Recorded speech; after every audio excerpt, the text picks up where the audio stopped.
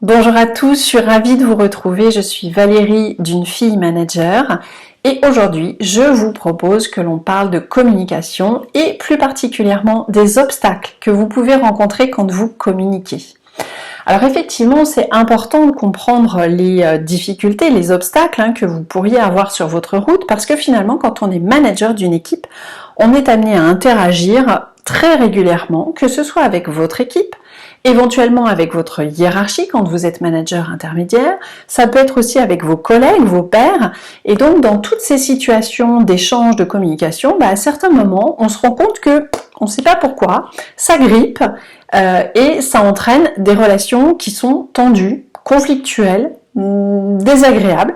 Et donc, pour vous aider à sortir de ces relations difficiles, eh bien, je vais vous aider à identifier 5 obstacles à une bonne communication. Donc, le premier obstacle que l'on rencontre souvent, c'est un problème d'écoute, et notamment d'écoute active. C'est-à-dire que lorsqu'on écoute l'autre, si on n'est pas dans l'écoute active, on va avoir tendance à se projeter à partir de ce que la personne nous dit. On va peut-être interpréter ce qu'il nous dit. Ah, mais attends, s'il me dit ça, c'est qu'en fait, il veut telle ou telle chose. Ah, et au fait, il me dit ça, ça me fait penser que juste après, il va falloir que je fasse telle ou telle chose. Donc en fait, pendant qu'on est en train de faire ce petit dialogue intérieur, eh ben forcément, on n'est pas en train de l'écouter.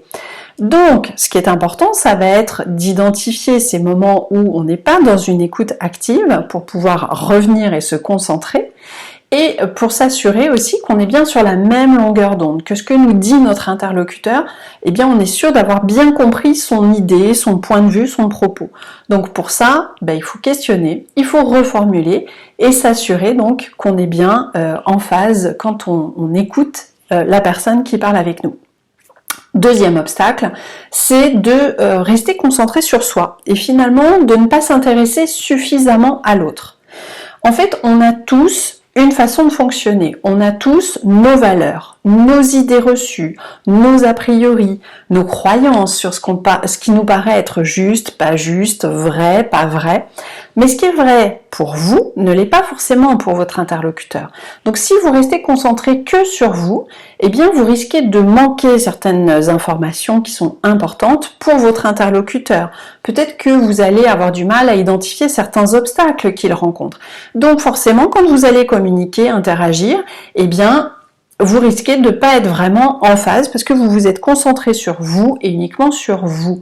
Ça peut aussi être parfois un problème d'ego, de se dire finalement, moi, mon avis, il a de l'importance. Après tout, c'est moi le manager. Donc, l'avis, le point de vue de mon collaborateur, il est moins important. Et du coup, j'en fais pas cas. Forcément, quand on est dans cette attitude, on risque de se heurter à pas mal de désagréments. Donc, toujours rester comme ça ouvert à la vie de l'autre et essayer de se concentrer sur l'autre. Troisième obstacle, c'est de se concentrer sur le fond de ce qui est dit et de ce que l'on veut communiquer et pas sur la forme. Alors, effectivement, c'est important le fond, c'est-à-dire de bien choisir ses mots, ses tournures de phrases, ça, il n'y a pas de souci. Sauf que un certain nombre d'études ont prouvé et démontré que ce que votre interlocuteur retient d'une communication, eh bien, ce ne sont pas que les mots et les tournures de phrases. Ça représente moins de 30% de ce que la personne va retenir. En fait, ce que la personne retient surtout, c'est tout le non-verbal, c'est-à-dire vos expressions de visage, votre gestuelle, votre attitude, votre voix, parce que tout ça, ça lui envoie des signaux, ça lui envoie des messages. Et ce sont ces messages et ces signaux que la personne retient beaucoup plus que les mots que vous aurez choisi d'utiliser dans votre communication. Donc c'est important aussi d'être attentif à sa communication non verbale. Alors ensuite, le quatrième obstacle que vous pouvez rencontrer, c'est de ne pas prendre assez de recul. C'est-à-dire, à certains moments, on est concentré dans l'échange, dans la communication, parce que on veut faire passer un message, on veut aller droit au but, on veut que la personne atteigne certains objectifs, où on veut lui apporter les bonnes réponses, donc on est concentré sur le but à atteindre. Mais du coup, on ne prend pas cette hauteur qui nous permet d'observer un peu la situation et peut-être de nous rendre compte que la personne, soit elle fronce les sourcils, elle a peut-être pas très bien compris ce qu'on lui dit, ou alors elle est peut-être pas tout à fait d'accord, et donc on ne capte pas les ressentis de notre interlocuteur. Donc du coup, on passe un peu à côté de ce qui est en train de se dérouler là. On reste concentré sur l'objectif à atteindre et malheureusement, il y a des chances pour que notre interlocuteur reparte soit frustré, soit avec des ressentis un peu négatifs et que ça tende peut-être la relation. Donc c'est important aussi de prendre du recul, de se remettre en question à certains moments, mais en tout cas d'être pleinement attentif à ce qui se passe pendant la communication et peut-être après l'échange qu'on aura eu. Et puis 5e et dernier obstacle, c'est de ne pas se préparer dans certaines situations de communication. Alors c'est pas forcément pour tout et tout le temps, mais peut-être parfois si vous avez une nouvelle un peu difficile à annoncer, une décision difficile à annoncer, si vous devez faire un feedback d'amélioration ou un recadrage, ou encore dans des situations d'animation de réunion, à certains moments, vous êtes peut-être mal à l'aise. Donc, si vous ne préparez pas votre intervention et que vous y allez un peu en freestyle en vous disant « ouais, c'est bon, je verrai bien quand j'y serai et ça va bien se passer », parfois, vous pouvez être maladroit, vous pouvez oublier certaines infos, vous pouvez justement manquer de prise de recul, etc., etc. Et donc, votre communication risque de ne pas être efficace, voire carrément de causer des dégâts dans la relation de confiance peut-être qu'il y a avec votre ou vos interlocuteurs. Donc, c'est important dans certaines situations, notamment là où vous êtes peut-être un peu moins à l'aise, de vous préparer, non seulement ce que vous allez dire, mais aussi la façon dont vous allez communiquer.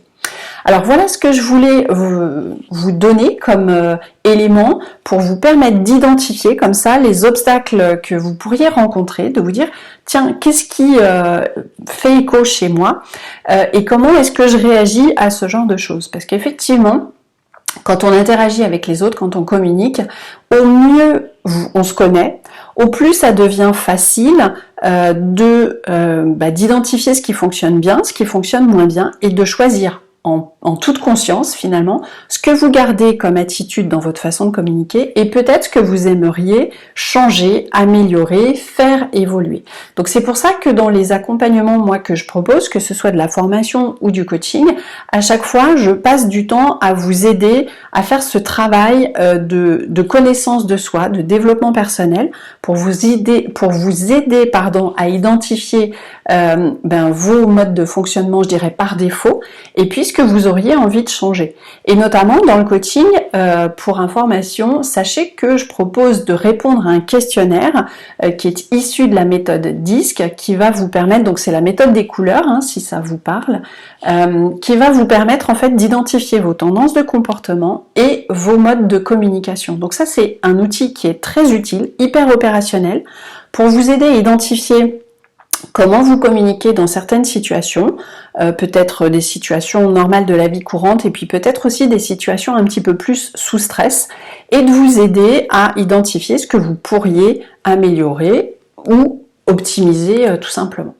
Donc voilà, si ça vous intéresse, je vous mettrai le lien en barre d'infos. N'hésitez pas aussi pour le coaching Libérer votre affirmation à réserver votre séance découverte. Ça vous permettra en fait d'échanger avec moi sur vos objectifs et puis que je puisse vous dire tout simplement si je peux vous aider, vous accompagner ou vous proposer d'autres solutions. Alors voilà, j'espère en tout cas que cette vidéo vous sera utile. N'hésitez pas à liker, à partager si vous pensez que ça peut aider d'autres personnes. Et puis moi je vous retrouve très bientôt pour une nouvelle vidéo avec des partages d'expériences et des conseils. À bientôt. Ciao.